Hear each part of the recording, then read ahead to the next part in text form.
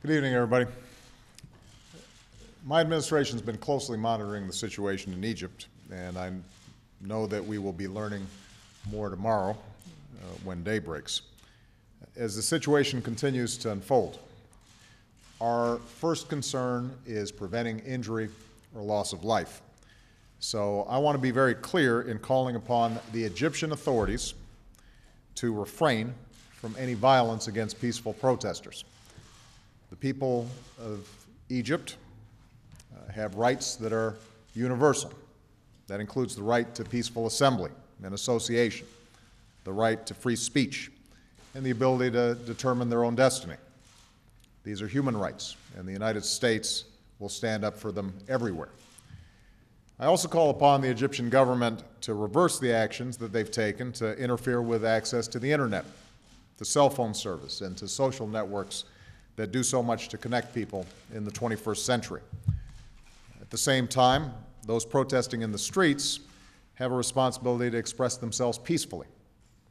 Violence and destruction will not lead to the reforms that they seek.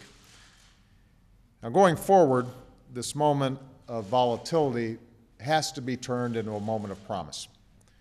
The United States has a close partnership with Egypt, and we've cooperated on many issues, including working together to advance a more peaceful region. But we've also been clear that there must be reform, political, social, and economic reforms that meet the aspirations of the Egyptian people.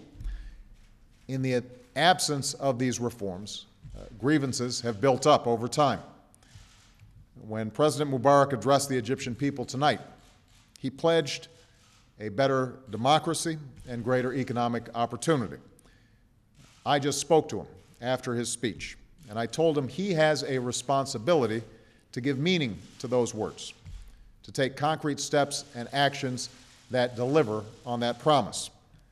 Violence will not address the grievances of the Egyptian people, and suppressing ideas never succeeds in making them go away. What's needed right now are concrete steps that advance the rights of the Egyptian people, a meaningful dialogue between the government and its citizens, and a path of political change that leads to a future of greater freedom and greater opportunity and justice for the Egyptian people. Now, ultimately, the future of Egypt will be determined by the Egyptian people. And I believe that the Egyptian people want the same things that we all want: a better life for ourselves and our children, and a government that is fair and just and responsive. And put simply, the Egyptian people want a future that befits the heirs to a great and ancient civilization. The United States always will be a partner in pursuit of that future, and we are committed to working with the Egyptian government and the Egyptian people, all quarters, to achieve it. Around the world, governments have an obligation to respond to their citizens. That's true here in the United States. That's true in Asia. It is true in Europe. It is true in Africa. And it's certainly true in the Arab world, where a new generation of citizens has the right to be heard. When I was in Cairo, shortly after I was elected president, I said that all governments must maintain power through consent, not coercion. That is the single standard by which the people of Egypt will achieve the future they deserve.